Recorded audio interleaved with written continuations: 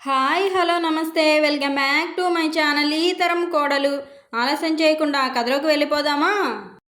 ఒక రోజున మా రాజు మిత్రుడు భీమవరం వచ్చినట్టు నన్ను వెంటనే ఎన్ని పనులున్నా మానుకొని, మన దేశంలో విమానాలు లేవు గనుక రెక్కలు కట్టుకొని తక్షణం అక్కడికి వచ్చి నన్ను వాలమని, అలా చేయని పక్షంలో తానే వచ్చి నా రెక్కలు వెనక్కి విరిచి కట్టి ఈడ్చుకుపోతాను అని ఉత్తరం రాశాడు. అతనికంత శ్రమ కలిగించడం ఇష్టం లేక మా అమ్మతోటి చెప్పి నేను వెంటనే భీమవరం బయలుదేరాను.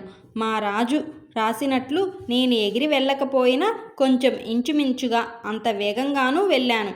నేనింక ఏ సాయంత్రానికో వస్తాననుకొని రాజు నన్ను చూచి ఆశ్చర్యంతో ఒక్క ఉరుకున వీధిలోకి వచ్చి నన్ను అమాంతం బండిలో ఉండగానే కౌగిలించుకొని అవతలకు దింపాడు. ఇంకను లోపలికి వెళ్ళిన తరువాత ఎన్నెన్నో మర్యాదలు చేసి యోగక్షేమాలన్నీ అడిగి తన అవశిష్టాలు అన్నీ తొందరగా తీర్చుకొని బయటకెక్కడికైనా పోదాము రమ్మని నన్ను ఉప్పుటేరు ఒడ్డుకు తీసుకువెళ్ళారు.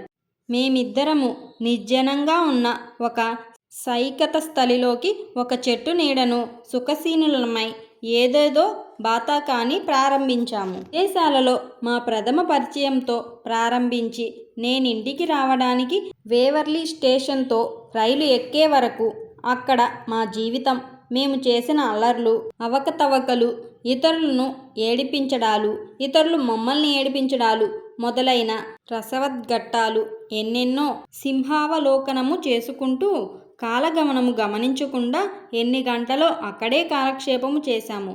కాలగతిని మేము గమనించకపోయినా అన్నగత ప్రాణులము కావడము చేత మా కడుపులే మమ్మల్ని లేవమని హెచ్చరించడంతో ఇంటి దారి పట్టక తప్పింది కాదు. నేనా సాయంత్రం ఇంటికి వెడదామనుకున్నాను కానీ రాజు నన్ను కదలడానికి వీల్లేదని ఆంక్షపెట్టి అక్కడే ఉంచేశాడు. నేను కట్టుబట్టలతో వచ్చాను, వేరే బట్టలు లేవని కూడా చెప్పాను. తక్షణం బజారుకు తీసుకువెళ్ళి 2 జతలు పంచెలు, తువ్వాళ్ళు వగైరా కొని తక్షణం 2 చొక్కాలు కూడా కుట్టించి ఇంకను నోరు మూసుకొని నేను వెళ్ళమనేదాకా ఇక్కడే పడి ఉండు అన్నాడు. గత్యంతరం లేక సుమారు వారం రోజులు నేను అనుకోకుండానే, నాకు తెలియకుండానే అక్కడ ఉండడం జరిగింది. ఏమైనా నేను రేపు ఇంటికి వెళ్ళక తప్పదు అబ్బాయి అన్నాను.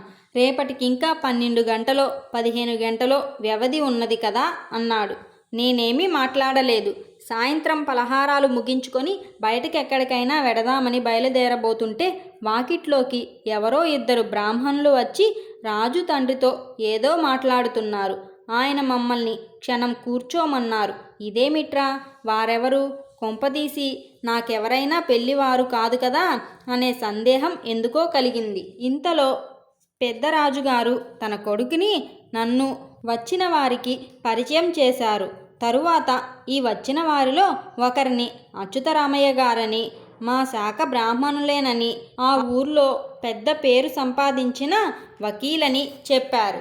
ఇంతలో ఆ అచ్యుతరామయ్య గారితో వచ్చిన వ్యక్తి నన్ను ఉద్దేశించి తమ సంగతి, తమ తండ్రిగారి సంగతి, తమ వంశ మర్యాద, తమ విదేశాల్లో చదివిన చదువులు గురించి చాలా విన్నాము. అచ్యుతరామయ్య గారు నేను 15 రోజుల నుంచి మొగల్తూరు వచ్చి మిమ్మల్ని, మీ తండ్రి గారిని సందర్శిద్దామని ప్రయత్నిస్తున్నా వారికి కోర్టు పనులతో తీరిక లేక కదిల రాలేకపోయాము. అచ్యుతరామయ్య గారి పెద్ద కుమార్తె బహు చక్కనిది, తెలివైనది. స్కూలు ఫైనల్ చదువుకున్నది. ఆ అమ్మాయికి ఇంకా పై చదువులు చదవవలననే కుతూహలం ఎంతో ఉన్న ఆ పిల్ల తల్లి ఒత్తిడి చేసి సాధ్యమైనంత త్వరలో వివాహము చేయవలననే సంకల్పంతో ఉన్నారు. తమరిక్కడికి వచ్చినట్లు 5 రోజులుగా ఇక్కడే ఉంటున్నట్లు నిన్న సాయంకాలమే నాకు తెలిసింది. ఇప్పటికి తీరిక చేసుకుని ఇలా వచ్చాము. ఈ పూట మాతో ఒక్కసారి దయచేసి పెండ్లి కుమార్తెను చూస్తే సంతోషిస్తాను. మీ అభ్యంతరం లేకపోతే ఈ రాత్రి మీ ఊరు వెళ్ళి మీ తండ్రి గారితో ప్రశంస చేసి రేపు వారిని ఇక్కడికి దయచేయమని కోరి మళ్ళీ రాత్రికి తిరిగి వచ్చి ఏ మాట తెల్లవారేసరికి మీకు అందజేస్తాము అన్నాడాయన. ఇంతలో అచ్యుతరామయ్య గారు ఇంతసేపు ఉలుకు పలుకు లేకుండా ఉన్నవాడు. బాబు, మా మాట మన్నించి మరోలా అనుకోక మీరొక్కసారి మా ఇంటికి దయచేయండి. మా అమ్మాయిని చూడండి. మీకు ఏమాత్రమూ ఆకర్షణీయంగా ఉన్న మీ నాన్నగారి దగ్గరకు వెడతాము. వారు మా మంచి చెడ్డలు తెలుసుకొని రేపటికో ఎల్లుండికో ఇక్కడికి తప్పక దయచేస్తారనే ఆశ, విశ్వాసము మాకున్నది. లేవండి వెడదాము, మీ స్నేహితులు కూడా మీతో వస్తారు అని నాకు సమాధానం చెప్పడానికి వ్యవధి ఇవ్వకుండానే లేచి నిలబడ్డారు. రాజు నా చేయి పట్టుకొని లేవదీశాడు. మేము ఇంక వారిని అనుసరించక తప్పలేదు. అచ్యుతరామయ్య గారిది చాలా విశాలమైన స్థలంలో నిర్మితమైన పెద్ద భవంతి. ముందు చిన్న ఉద్యానవనము ఎంతో చక్కగా ఉన్నది. లోపలికి వెళ్ళగానే హాలంతా పాశ్చాత్య పద్ధతిని కుర్చీలు, సోఫాలు, గోడలకు నేత్రానందకమైన పటములతోనూ అలంకరించబడి ఉన్నది. మేము వచ్చేసరికే ముందు సావిట్లో కొంతమంది వీరి రాక కోసం వారి పార్టీలు కాబోలు కూర్చున్నారు. నేను తిన్నగా అచ్యుతరామయ్య గారిని అనుసరించి లోపల హాల్లో కూర్చున్నాము. ఇది వరకే అన్ని ఏర్పాట్లు సిద్ధము చేసుకొని ఉన్నారు కాబోలు. మేము వెళ్ళగానే అచ్యుతరామయ్య గారు లోపలికి వెళ్ళి పెండ్లి కుమార్తెను తీసుకురమ్మని భార్యతో చెప్పినట్లున్నారు. అప్పటికే అలంకరణతో సిద్ధముగా ఉన్న కన్యను తీసుకొని 2-3 క్షణముల్లో తల్లి ప్రవేశించింది. కొందరు ఆడవాళ్ళు లోపలున్నారు. మరొక చిన్న అమ్మాయి, మరొకరిద్దరు మగపిల్లలు అచ్యుతరామయ్య గారి సంతానమే కాబోలు హాల్లోకి వచ్చి నిలబడ్డారు. అమ్మాయి లోపలికి ప్రవేశిస్తుండగానే నా దృష్టిని ఆకర్షించింది. మా పరస్పర వీక్షణములు అప్రయత్నంగా జరిగాయి. నేననుకోని నా మనసు, హృదయము ఆమెతోనే నిండిపోయాయి. నేనిన్నాళ్ళ నుంచి నిర్మించుకున్న ఊహా సౌధాలన్నీ గాలిలో ఎగిరిపోయినాయి. ఆ పిల్ల కూర్చోబోతూ మళ్ళీ తన విశాల నేత్రాలతో నన్ను ఒక్కసారి చూచింది. ఒక చిరుహాసముతో ఆసీనురాలయ్యింది. తల్లి పక్కనే నిలబడి ఉన్నది. ఇదేనండి మా పెద్ద అమ్మాయి, చదువుకుంటూ పెండ్లి చేసుకోబోతున్న కన్య అన్నారు. అచ్యుతరామయ్య గారు ఆయన చెప్పినదంతా సరికాదన్న సూచనతో తల ఊపి సిగ్గుతో తల కిందకు వంచుకున్నది. మీరేమైనా పిల్లను అడగదలుచుకుంటే అడగండి, మీకే సంకోచము అవసరము లేదు. అమ్మాయి సంగీతము కూడా నేర్చుకుంటోంది. కొద్ది క్షణాలలో తను నేర్చుకున్న మేరకు ఏదో ఒక పాట పాడి వినిపిస్తుంది కూడాను అన్నారు అచ్యుతరామయ్య గారు. ఎందుకో ఎవరో మంత్రించినట్లు నాకు వాగ్బంధమైంది. ఇంతకాలం నుంచి పెండ్లి చూపులకు వెళ్ళినప్పుడు ఎన్నెన్నో ప్రశ్నలు వేసి ఆ పిల్ల చేత పలికించి ఆమె గాత్ర మాధుర్యం, సమయస్ఫూర్తి ఇంకా ఏవేవో తెలుసుకోవాలనుకున్నా ఏమీ ఇప్పుడు అడగబుద్ధి కాలేదు. ఆ మూర్తిని అలా చూస్తూ కూర్చుంటే చాలుననిపించింది. నేనేమీ మాట్లాడక పోయేసరికి ఆ అమ్మాయిని ఒక పాట పాడమని తండ్రి హెచ్చరించారు. దానితో ఏదో స్వర్గసీమలో విహరిస్తున్న నేను అమాంతం నేలకు దిగి, ఇప్పుడు ఇవన్నీ ఎందుకండి, రేపు మా నాన్నగారు వస్తే చూడొచ్చులేండి అని నేను అనుకోకుండానే లేచి నిలబడ్డాను.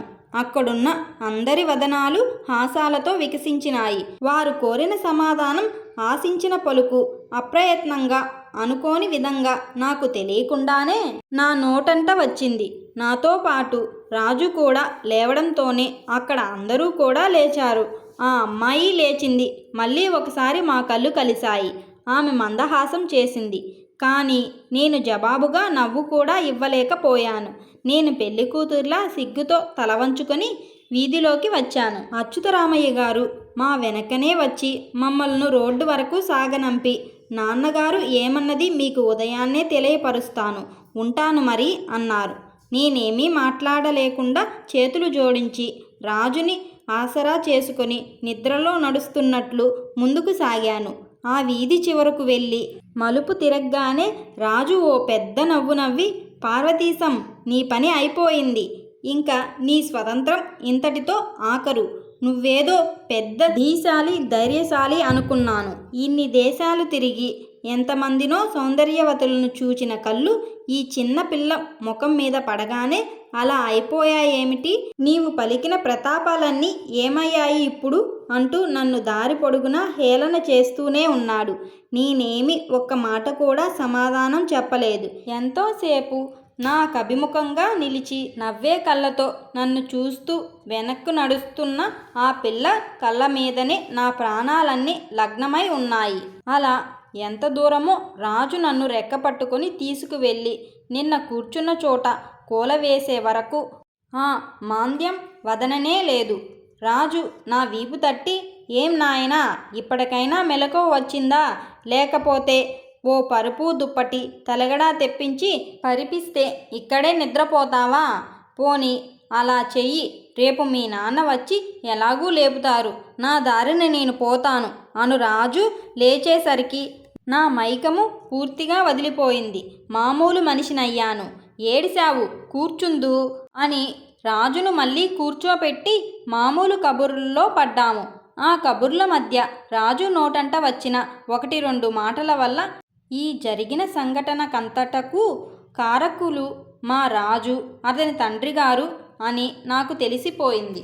మరునాడు ఉదయం మా అవశిష్టములు స్నానములు ముగించుకునేటప్పటికి అచ్యుతరామయ్య గారి దగ్గర నుంచి కబురు వచ్చింది. మా నాన్నగారు తమకు అంగీకారం తెలిపారని, ఈరోజు మధ్యాహ్నం 3 గంటల లోపునే వస్తామని, వారు రావడంతోటే మాకు వర్తమానం చేస్తామని, మమ్మలను సిద్ధముగా ఉండమని చెప్పమన్నారని వచ్చిన ఆసామి మా కేకరు పరిచాడు. నేను రాజు ఒకళ్ళనొకళ్ళు చూచుకొని నవ్వుకున్నాము. పార్వతీశం, ఈరోజు మీ నాన్న వచ్చి నువ్వే మైకంలో ఉండగానో ఆ పిల్ల చేత నీ మెల్లో 3 ముళ్ళు వేయిస్తాడు. నీకు తెలివి వచ్చి చూచుకునేసరికి మెల్లో పచ్చని పసుపు తాడు గలగలలాడుతూ కొత్త మంగళసూత్రాలు తయారవుతాయి. అందుచేత ఈ ప్రమాదం తప్పించుకోవాలనంటే నీవు ఇంటి నుంచి కొంచెం మెలకువగా ఉండి నీ పరధ్యానం మాని జాగ్రత్తగా ఉండు. ఇంక తరువాతను ఎలాగూ జీవితాంతం వరకు ఆ అమ్మాయి ముఖం చూస్తూ ఆ మందహాసంలో మతి పోగొట్టుకొని ఆమె కనుసన్నలతో మెలుగుతూ ఆమెకు దాస్యం చేస్తూ నీ చదువు సంధ్యలన్నీ మరిచిపోయి హాయిగా సంతోషంగా ఆ దేవీ కటాక్ష వీక్షణలతో కాలం గడుపుకోవచ్చు అన్నాడు మా రాజు. నాకు ఒళ్ళు మండి లేచి నా తువ్వాలుతో అతని నోరు కట్టివేశాను. సంతోషించాను. దీనికంతటకు కారకుడువు నీవేనన్న సంగతి నిన్న సాయంకాలమే తెలిసిపోయింది. సరే, ఏదో సదుద్దేశంతోటే చేశావు కదా అని ఊరుకున్నాను.